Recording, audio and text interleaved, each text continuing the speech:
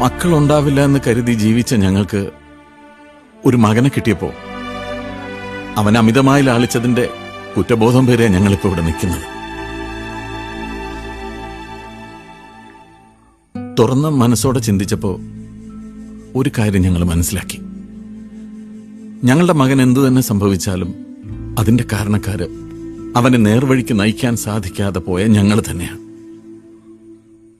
അത് മനസ്സിലാക്കിയപ്പോ മുതൽ ആഗ്രഹിച്ചതാണ് ഈ കൂടിക്കാഴ്ച. അറിഞ്ഞും അറിയാതെയൊക്കെ നിങ്ങളുടെ കുടുംബത്തെ ഞങ്ങൾ ഒരുപാട് ദ്രോഹിച്ചിട്ടുണ്ട്. മാപ്പ്, എല്ലാറ്റിനും മാപ്പ്.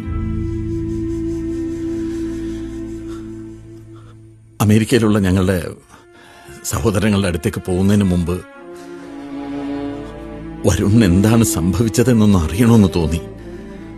കാരണം ഓരോ ഫോൺ കോളുകളും ഓരോ കോളിംഗ് ബെല്ലുകളും ഒക്കെ അവന്റെ ശബ്ദമായിട്ടാണ് ഞങ്ങളുടെ കാതിൽ വന്ന് പതിക്കുന്നത്. അതിന്റെ പ്രതീക്ഷയും നിരാശയൊക്കെ താങ്ങാനാവാത്തോണ്ട് ചോദിച്ചു പോവുക.